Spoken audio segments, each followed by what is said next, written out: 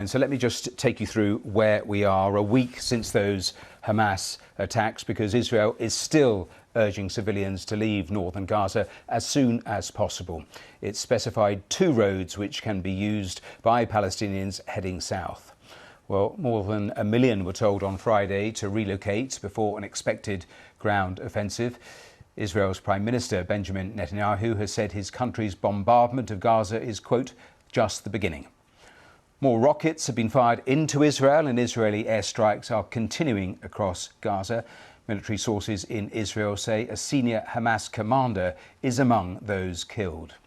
Israeli forces are continuing their build-up near the boundary with Gaza, while in the north of the country, Israeli troops killed several people they identified as terrorists who were trying to cross the border from Lebanon.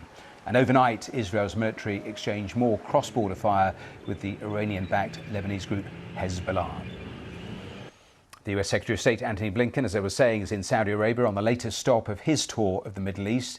Now, Jordan's foreign minister has accused Israel of flagrant breaches of international law and warned the displacement of civilians in Gaza was pushing the whole region towards conflict. Let me show you the live pictures again. At least 2,200 people in Gaza have been killed in the strikes over the last week, and 1,300 Israelis were killed by Hamas gunmen over last week. And I just want to return to that UNRWA quote that I was telling you about a moment or two ago, because those sources there on the ground from the UN saying that 1 million people have been displaced in just 1 week. So this, their latest tweet, as you can just see as we pull the strap away, they are talking about the exodus. They say 1 million people have been displaced inside 7 days. In the past 12 hours alone, hundreds of thousands of people have been displaced. The exodus continues as people move to southern parts of the Gaza Strip. So that's some of the latest information coming. Before we move on, I just want to take you to the pictures here in central London outside of the BBC, and you can see huge crowds going down Regent Street as pro-Palestinian demonstrators gather here at the BBC before they will start moving towards Whitehall. And we've seen similar scenes across different parts of the world as people come out, and those the pictures from just a slightly different area just around the back of the BBC as more and more people assemble here for the start of that march down to Whitehall. So that just gives you a glimpse of what is happening here with that pro-Palestinian demonstration and march. But let's go back to what is actually happening on the ground in Gaza, because I was giving you some of the latest details coming from the UN. Well, Jan Egeland is the Secretary General of the Norwegian Refugee Council. He was involved with the Oslo Accords and facilitated talks between the Palestinians and Israelis. Now, he talked to the BBC a little earlier and gave us his assessment of the humanitarian situation in Gaza. There are hundreds of thousands of people fleeing for their life. There is not something that should be called an evacuation. It's a forcible transfer of people from all of northern Gaza, which is, according to the Geneva Convention, a war crime. There is a siege on Gaza, which means that people are starved. There was a bombing at the Rafah crossing, which everybody is pointing to as the only way corridor, possible humanitarian corridor into an area. So I think really the UK, the US, the EU, all that have rightfully said we're with Israel in fighting terror after the worst terror in Israel's history. I hope they haven't given a green light to smash 1 million children, because that's what's happening now. Well, there's been significant diplomatic fallout from the war. Saudi Arabia says it has paused talks on normalising relations with Israel. Well, Lord Malloch Brown is a former Deputy Secretary General of the United Nations. He gives his thoughts on that decision. Well, I think this was anticipated. It would have been impossible for Saudi Arabia to have continued them at this time. It has in recent years been quite quiet on the issue of Palestinian rights. But when the events of this week unfolded, it, raised its voice much more clearly in defense of the Palestinian people. And it would be, just in terms of the optics and politics of the region, impossible to press on in any effort to normalize relations with Israel at the very same time that Israel was seen as attacking Palestinian Arab civilians in Gaza. But I don't know whether in the longer term, I think this is now up to Israel whether it wants to close that door forever, which would be the result of which will happen, I think, if it makes a long-term occupation or long-term military intervention into Gaza, or whether it recognizes the need to contain its military action in as surgical and brief a form as possible so that it can get this back on track. Because for both Israel and Saudi Arabia, the stakes are high. It would be a reordering of the Middle East in a dramatic way. And I think there will be a desire to try, once the fighting dies down, to try and recover this negotiation. Well, the US Secretary of State, António Blinken, as we've been seeing, is in Riyadh in Saudi Arabia for those talks. It is the latest stop of his Middle East tour. Let's have a listen to a little of what he's been saying.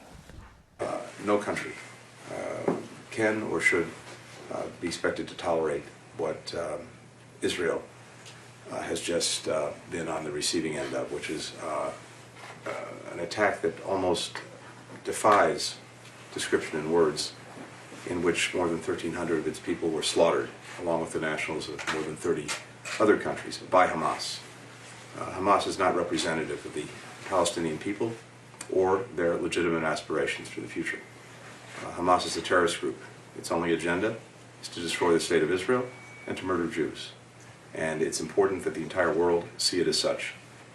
At the same time, as Israel pursues its legitimate right to defending its people and to trying to assure that this never happens again, it is vitally important that all of us look out for civilians. And we're working together to do exactly that. In particular, working on establishing safe areas in Gaza, working on establishing corridors so that humanitarian assistance can reach people who need it. None of us want to see suffering by civilians on any side, whether it's in Israel, whether it's in Gaza, whether it's anywhere else. And we're working together to do our best to protect them. I think at the same time, it's vitally important, and I know that our countries agree, that we work together to make sure that, to the best of our ability, this conflict does not spread to other places on other fronts. And so I look forward to discussing that. Anthony Blinken. Well, with me here in the studio is our Middle East regional editor, Mike Thompson. Mike, give me your assessment of this latest leg of this Middle East tour, and generally, as he has moved from capital to capital, what Anthony Blinken has been trying to do here. Well, he's trying to get together a concerted anti-Hamas sort of grouping here amongst Arab countries. But he's having a difficult time because with the number of deaths, as we've just been hearing, more than 2,200, and this imminent ground offensive that'll begin fairly soon, many Arab people are just outraged by this. And not just, of course, in the region, but also, as we've been seeing on our television screens right across the world. And this is turning people, most notably actually Saudi Arabia, who he's with at the moment, a key ally, who he's been encouraging to normalize relations with Israel. Now Saudi has said, as we've been hearing, that talks on that have stalled. This is what Hamas wants. Hamas wants to drive this wedge. Yes, it was one of the theories in terms of why Hamas has actually done this. One of the theories was, as we were edging closer to that normalising deal, Saudi Arabia, crucial players, it was to disrupt that and to dismantle that. But in terms of the wider goings on and reaction in the region, interesting comments too from the Jordanian foreign minister talking about the abyss that was being approached.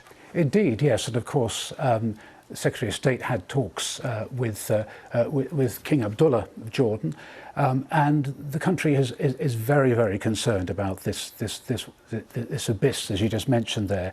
And Jordan is a nation which has had strong relations with the US, so this has been in some ways quite surprising and very disappointing for Mr. Blinken that this should be happening. But it's really part and parcel of the attitudes that are now sweeping that whole region. And there's worry because the Jordanian foreign minister was talking about the displacement of people, and only on Newsnight last night I was watching a senior former military figure suggesting that people should go over, Palestinians should go over into Egypt. That is a real concern, isn't there, that potentially here the movement of Palestinians out of the Gaza Strip completely. Indeed. I mean, they're all going into areas which in the main are quite agricultural in the south. There's very little to support people, to shelter people. And Egypt has made very clear that it doesn't want refugees across the border. It's got about 280,000 people that fled the war in Sudan, for instance. So it doesn't feel able to deal with that. That could change, of course, under a lot of international pressure, because at the moment people are being expelled into sort of nothingness in a way, and particularly those who are injured, and amongst them, of course, many children as well. Presumably that is why Antony Blinken continues to talk, and we saw it yesterday in Qatar, about these safe zones, the discussions they're having around that to try to set up somewhere with a bit of infrastructure for people to actually go to. Where are we in terms of the ability to do that? Well, it's still very complicated to know quite where you would do that. I mean, there could be an area inside Gaza, in the south of Gaza, or more likely in Egypt. But as I said, Egypt is very worried about having temporary refugees that it fears would become permanent. The other option, of course, is on the borders of Gaza inside Israel. And in a way, that might be easiest because Israel can oversee the situation. And as it's also responsible for the barrage and for what looks like the coming land offensive, that would make sense. Mike, a final thought, because here we are a week since those dreadful attacks from Hamas, and just about everything in the region has changed fundamentally, and we know this, only at the beginning. Indeed, and those, in fact, were the words that Israel has used, Prime Minister Netanyahu has used to say this is just the beginning. And you see the widespread concern, the outrage in the Arab world, the outrage in Israel too, of course, after those atrocities on Saturday. But these are likely to deepen, and deepen significantly, as soon as that land assault happens, because this is a very crowded area. There's going to be an awful lot of life, and it's going to be on both sides. Mike Thompson, thanks for going through all of that. And Mike, talking about the hostages, and we were showing pictures from those events last Saturday.